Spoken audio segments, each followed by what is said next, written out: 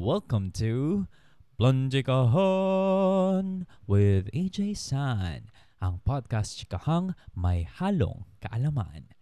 Hi, this is AJ and in this episode ng Chikahang May Halong Kaalaman patungkol sa halaman, let's talk about envy and bring me bulaklak ng bugambilya. Siguro kung magpapabring ka ng bulaklak ng bugambilya sa mga bata, syempre i-expect na kukuhanin nila agad yung kulay pink, orange, o magenta, o kung ano mang kulay iyon. Tapos kapag nahuli ka at may nakapagdala na ng makulay na part na yun ng bugambilya dun sa nagpabring me, syempre wala kang 20 kasi talo ka. Ang mangyayari ngayon, meron chance na yung bata na itong natalo ay syempre may inggit siya dun sa nanalo. Alam nyo na yung makulay part na yun, pag yun yung binigay nung bata dun sa nagpabring me, kapag yun lang yung part lang na yun, yung binigay niya, tapos nainggit pa yung bata, wala siyang dapat ikainggit kasi mali naman yun. Mali yung dinala ng bata kasi hindi yun bulaklak. Kasi technically and botanically speaking, yung makulay na part na yun ng bugambilya is actually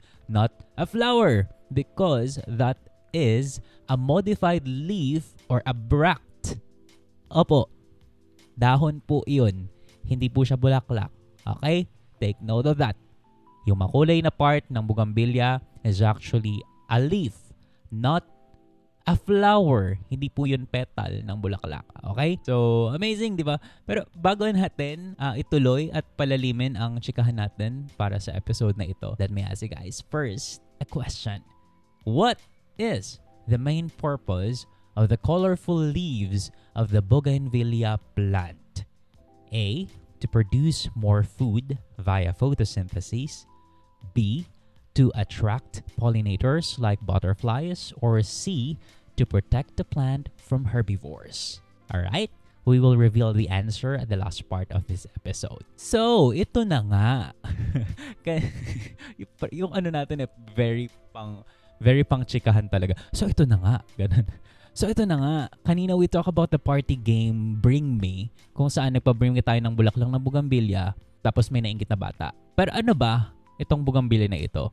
In the Philippines, the bougainvillea plant, locally known as the bugambilya or the bonggambilya, is a common ornamental plant found in gardens, sa mga parks, sa mga tabing daan, o kung saang mga landscapes yan.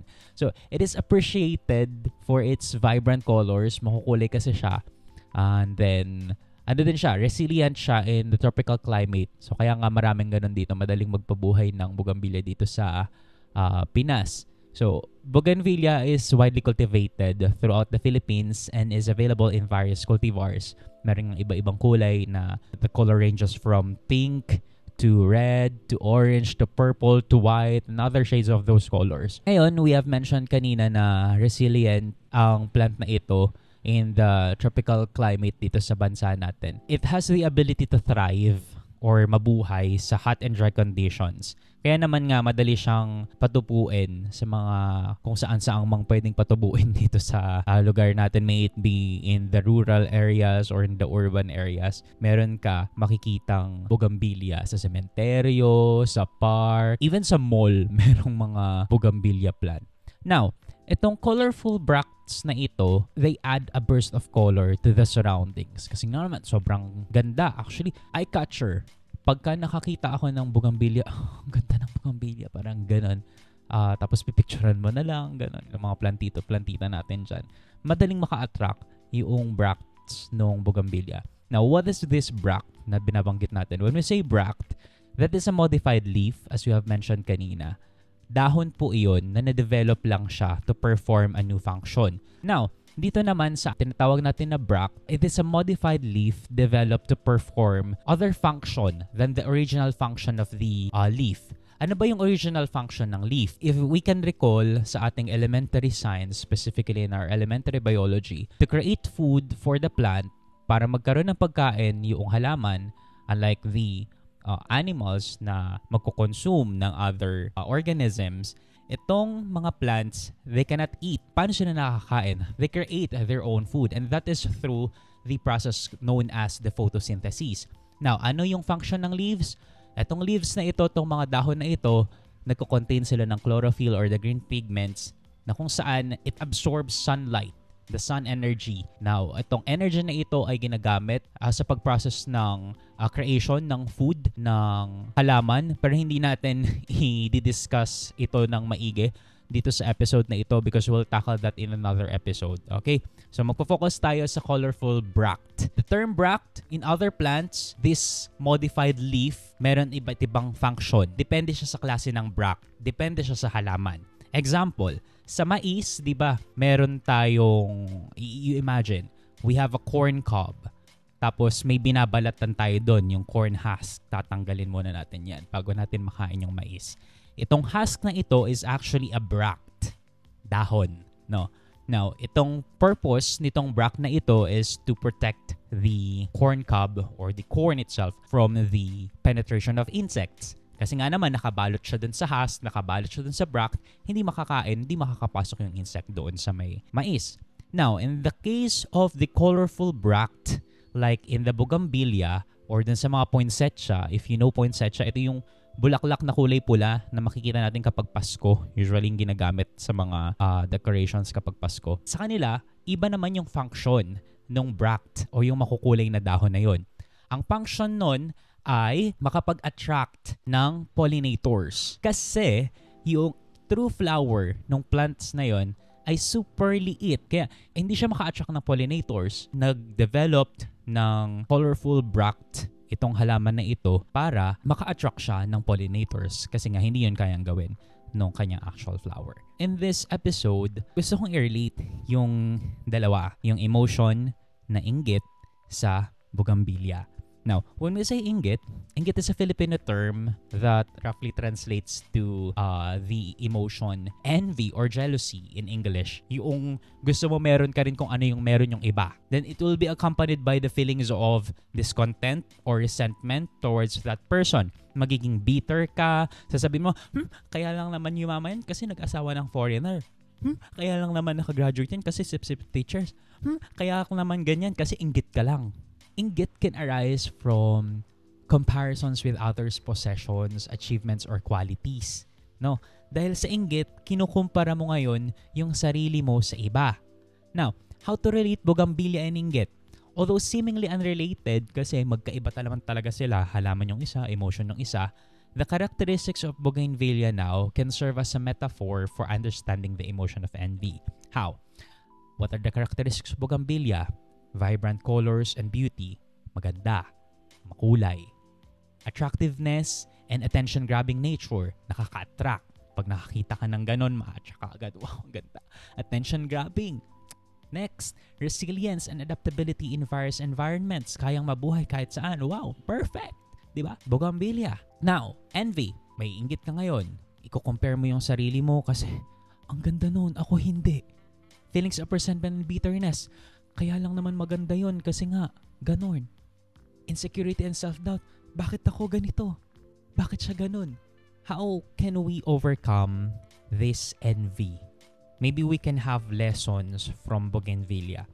Cultivate self-awareness and gratitude. Mas kilalanin mo kung sino ka, kung ano yung meron ka, and be thankful for that. May mga bagay talaga na wala sa atin, na makikita lang natin sa iba. Pero that doesn't mean na kulang ka, okay? Hindi ibig sabihin na wala ka kung ano yung meron siya, kulang ka na. Meron lang talaga tayong pagkakaiba-iba, and we have to accept that. Para bang appreciating the beauty of the bougainvillea plant, na hindi mo siya i-compare sa ibang plant. Maganda yung bougainvillea, at the same time, maganda yung rose. Alam niyo yun, yung ibang bulaklak, meron silang characteristics na wala yung ibang bulaklak. But still, they are all beautiful. Parang tayong lahat, tayong mga tao, meron ako na wala ka, at meron ka na wala ako. We just have to be aware of ourselves and be thankful for the things that we have. Practice self-awareness and gratitude. Minsan, napapaisip ako na parang kawawa yung mga naiinggit sa ibang tao kasi naman, hindi nila makita na maayos yung sarili nila. You compare yourself kino-compare mo yung sarili mo sa iba. Hindi mo kayang mahalin yung sarili mo kaya naiinggit ka sa iba. Tapos, nagiging bitter ka pa sa kanila, nakakapagsabi ka pa ng hindi magaganda behind their back. Kasi nga triggered ka na meron silang something na wala ka. Kapag ganun ka na lang palagi, paano ka mag-grow as a person? paano ka magmamahal din ng ibang tao. Sabi nga ni Mother Ru, how can you love others if you cannot love yourself? Can I get an amen? Let's try to have this mantra din na we attract, we do not chase. Dapat ganun. And to do that, let's cultivate self-awareness and gratitude. Focus on our personal growth and then celebrate individual strengths. And of course, embrace the diversity and uniqueness ng mga tao dito sa mundo. It doesn't make you less kung wala ka ng kung ano yung meron siya. Okay? And speaking of attract, let's reveal the answer to our question kanina. What is the main purpose of the colorful leaves of the bougainvillea plant? If your answer is B, to attract pollinators like butterflies, then you got it right. Let's make a recap with our Planchikahan episode. First, we talked about the characteristic of a bougainvillea plant, specifically having the colorful modified leaves known as bracts, wherein the main function of this plant organ is to help the tiny little flower attract pollinators. Then, we discussed the emotion envy, or the feeling of wanting something that someone has, often accompanied by resentment or bitterness towards others. And lastly, we tried to connect the bougainvillea plant and envy, but we have to remember that we can overcome it by accepting who we really are and embracing each opportunities for us to grow. Minsan napapaisip ako, naging makulay kaya itong bougainvillea kasi nainggit siya sa ibang halaman na may makukulay na bulaklak? I think no. Nag-adapt siya dun sa environment niya. Dapat tulad ng bougainvillea, ganun din tayo.